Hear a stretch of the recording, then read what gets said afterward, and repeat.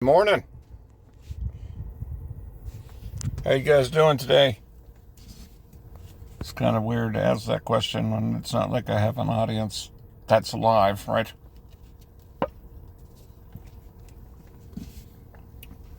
My sister, I thought she gave me like a $25 gift card for Starbucks. It was like 50 or something. Yesterday was perfect. I mean, I had a long day doing the mail. I'm on the longest route in the office, and I had a piece, and then I did something else, so that was crazy.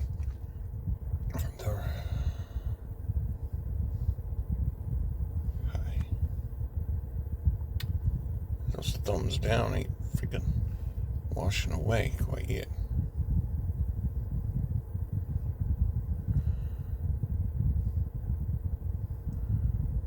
$53. Prop 2 earnings. Yeah.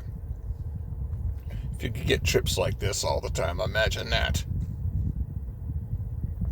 $45 for 11 miles. 41 minutes. That's $1 a minute. That was an easy, convenient drop, too. That's just boom, boom, and then right back. So that was perfect. That was good money.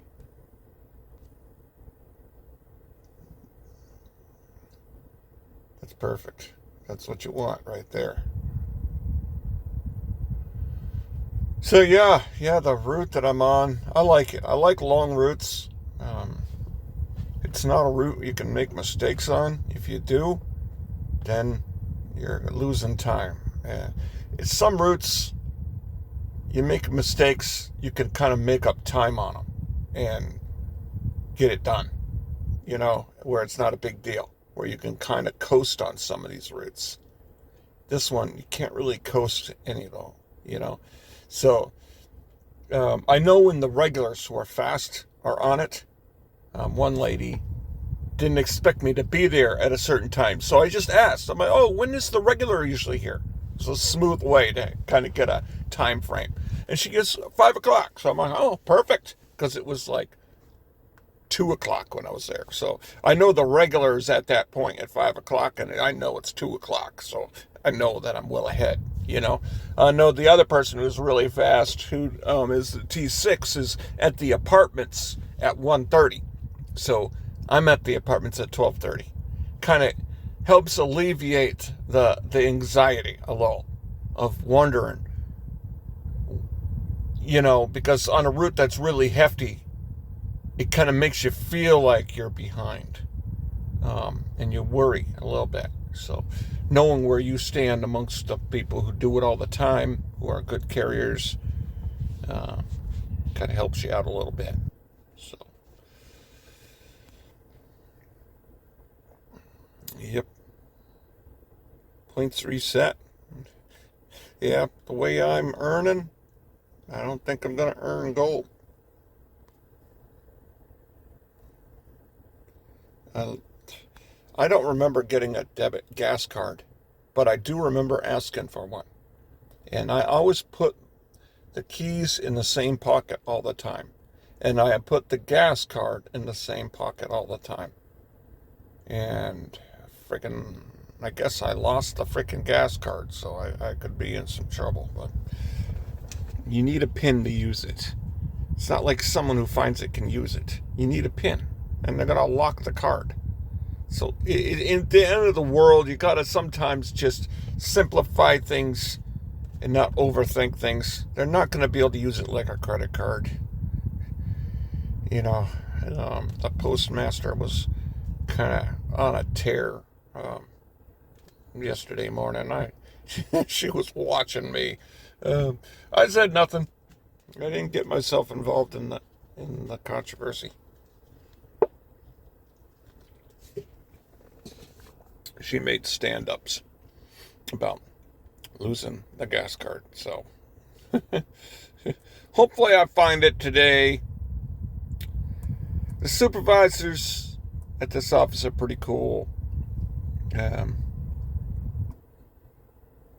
Most of them. So they're not kind of looking to get you in trouble, really. So that's good. I might be able to find the gas card, and maybe the postmaster doesn't know. It's possible. Happens in some offices. Supervisor wouldn't do that. Maybe they would like immediately let them know. Maybe I'm not saying that the supervisors are like trying to keep you out of trouble, but there are things that a supervisor can do that makes things smoother. The common sense type supervisors, you know what I mean? Versus the ones that are just hungry for discipline, you know? So in this scenario, it's like, give me a little time to find it first before that's what you're hoping for. I mean, they're like, oh, the postal inspectors. Well, you mean at the end of the day, you lose it, and you don't quite remember if you had it. And it can't be used, I mean, if you're really going to waste your resources.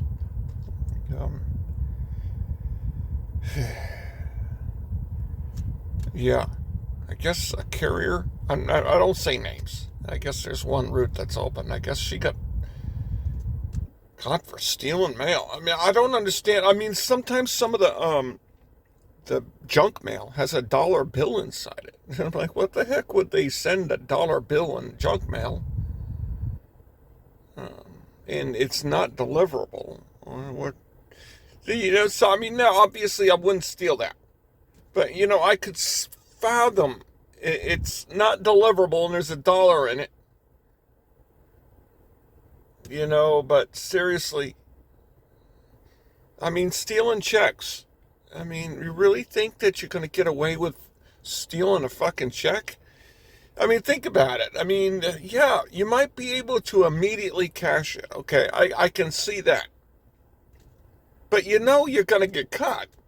There's no way you're going to cash the fucking check and then you not think that they're going to catch it later and then track where it got cashed.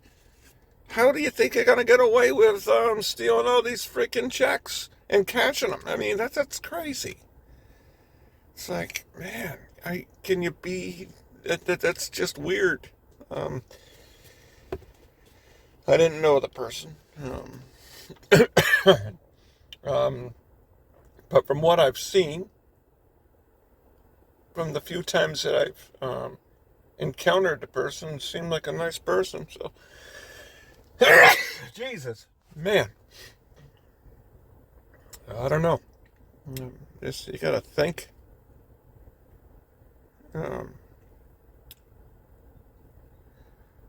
Yeah. Jesus, man, what the fuck? Oh, man. What the hell's going on? But, you know, I guess there could be, like, things that would be more tempting to cheat. That I can see that's much more, like cheating on your miles. Claiming miles that are business and personal. That could be a little bit more tempting to do. You know what I mean? That's, you know, not what you do. You don't want to get caught doing that. But if anybody who has a car, you know, is going to cheat,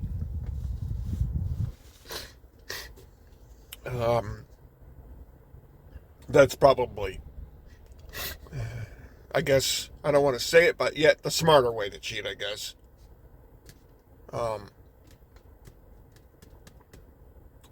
Obviously, that's a lot of reason why I sign on the app.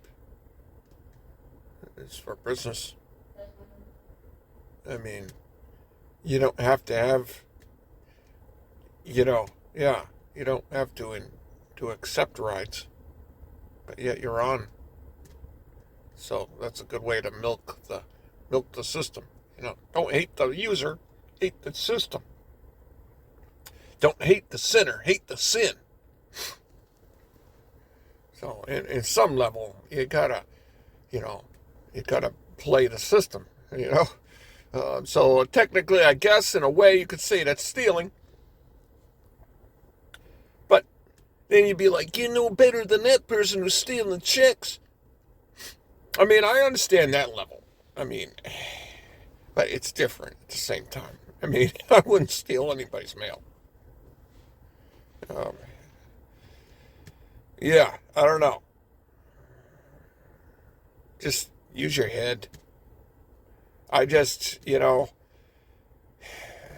gonna, I just, I don't understand how anybody with a reasonable mind thinks that they could get away with cashing other people's checks. Yeah, like I said, yeah, you might trick the bank into giving you the money, but you know that they're going to catch you later. Because you know that the person who that check is intended to is going to wonder where that money is, and they didn't get it. And they're going to inquire about it, and then they're going to inquire about it, and then they're going to track it. And they're going to be like, yes, you did. We got it cashed right here. And therefore, they're going to provide proof that they cashed it. And the person said, no, I didn't get it.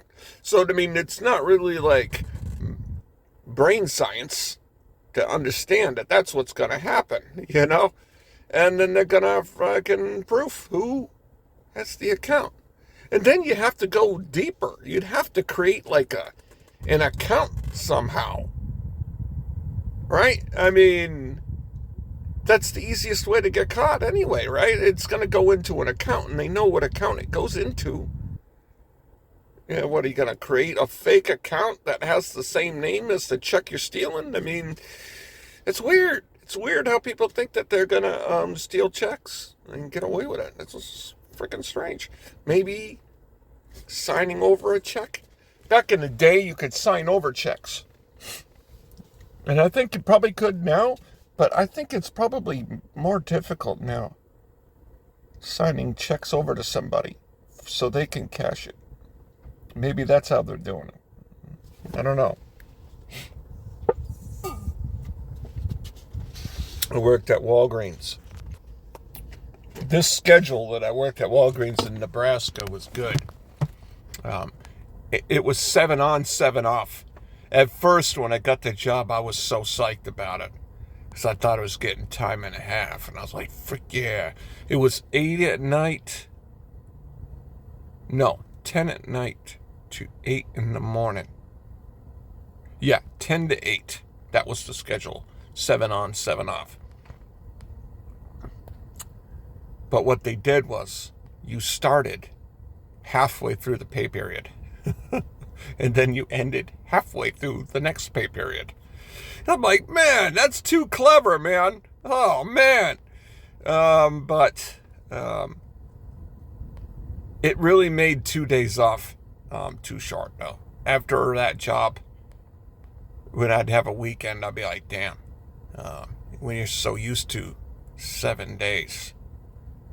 And I would kind of get used to being up during the day. And then the first day back would be a drag-ass day. Because I'd be tired as frick, man. I'd be like, ugh. But then I'd get used to it. And but it was good having like a week off every other week. I mean, that schedule, when it comes to wanting to do things outside of work,